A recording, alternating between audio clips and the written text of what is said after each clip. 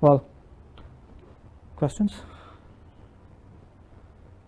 Yes. Actually, what's the use case for Cassandra database model? Because as you said, it writes faster than it reads.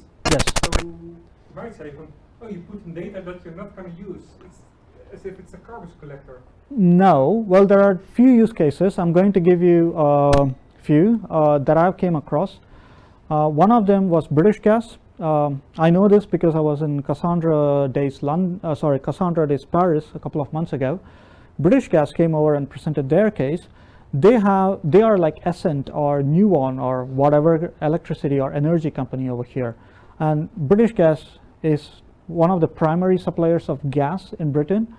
They have devices that detect gas leakage, right? So they are like sensors that just give data. And what they do is that they detect all these data coming in from, they collect all these data coming in from sensors, and then they detect if there is a gas leakage. If you think about it, these data that are collected from sensors are write-only immutable data. So once they write it, they have written it forever, right? You're not going to go and alter the data that is reported by sensor which is there on your gas pipeline. And their application was that they will go and detect a gas leakage before you even report as a customer that, hey, my gas bill is high, maybe there's a leakage or whatever. They will go and fix it before you even detect a problem. So that is one of the applications of Cassandra that they were using, which I found very neat. Another one is time series data, which is what I'm planning on using. There is a web application which logs a lot of actions that is performed by an end user, which could be logging in and then changing his user details, or I don't know, whatever, right? Think of all those important events that a user action is causing in the event store. So you're creating a lot of events and they're just getting populated. Or it could be something like, all the ticks in the stock market, and then you are recording all those ticks. You never change the data. Once it is written, it's written. But you have, let's say, a fraud, this is a very classic use case, a fraud detection engine that goes through the event logs of a user and tries to detect a fraud. It could be a financial fraud, it could be an account hacking fraud, whatever. But that data, once written, it's written. And maybe you're only interested in certain time windows. And in Cassandra, there are 3 kinds of compaction, which is quite interesting to know. The first one is size-based compaction. So when your SS tables reach a particular size, the compaction is triggered and then compaction happens. And the second one is leveled compaction. So it doesn't just go with, it's a very complex matrix with about 10 levels and with all the colors you can see. That is not the interesting bit here, but the third bit is the time series compaction. So it'll compact the data for a particular time window. So you can decide what time window that you want to use for compacting data. So it'll compact data for a particular time window and put them all in one SS table or a group of SS tables. So if you're interested in doing these kind of analysis over a particular time window, then you go and get data only from that set of SS tables, and that data is already sorted. So your query performance is quite brilliant, and the data is never going to be lost.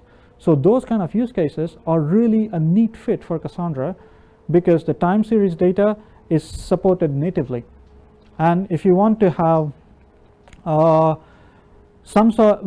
here is where Cassandra also, this is an interesting bit you should know. Cassandra was open source product, and then they made a commercial version of it by forming a company called DataStax. DataStax has now purchased a company called Titan. Titan is a graph database, and they are planning to integrate the graph database along with, in the DataStax Enterprise now you see Spark, Solar, and then they also want to put the graph in there so that you can do your graph relationship intensive queries in the graph and not in, Cassandra. So Yeah, they are taking a very interesting direction. But yeah, these are the use cases I would typically try and use Cassandra for big data analytics, where you have the data that's written once and you want to do some sort of analytics or analysis on the data which is already existing, not data that is quite mutable. Immutable data is what we, yeah. Oh, you mentioned the graph database. I noticed the phrase Neo4j. Mm-hmm. Does Cassandra also already supports Neo4j, or with community tools? No, it's because Titan is coming from a different angle compared to that of Neo4j. Neo4j runs in the classical style, so you have one central node. It also does sharding and all that. It doesn't give you, if you go back into that triangle of Cass principle, Neo4j considers acidity extremely important. For it, consistency is of primary importance, so it will never forgo consistency. But Titan, on the other hand, doesn't really care about consistency. So that is why Titan and the way they are planning to integrate Titan is by using materialized views, which is why I'm actually quite keen on finding out what the next version of Cassandra is going to be looking like. I don't want to make any statements now because I don't know, nothing is out yet. But once it is out, they say that they will implement a distributed graph database using materialized views, which will probably hit a lot of nodes, like n divided by 3, where n is the number of nodes and m is the replication factor, so n by m nodes will be hit because you have to hit all the materialized views, but it'll not still give you consistency. And Neo4j is an ACID database. It is used for OLTP. It'll always give you acidity. You can always do rollbacks. Here you don't do rollbacks. If something fails, it fails. You can't roll back at all.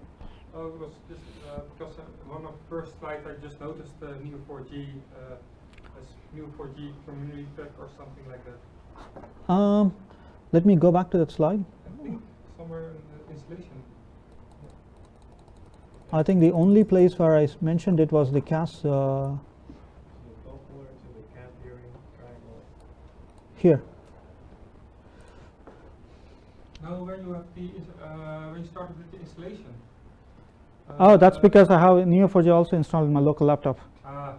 I use a lot of databases, not just Cassandra. I also play with Neo4j, so that's another project I'm working on. So. That was the confusion.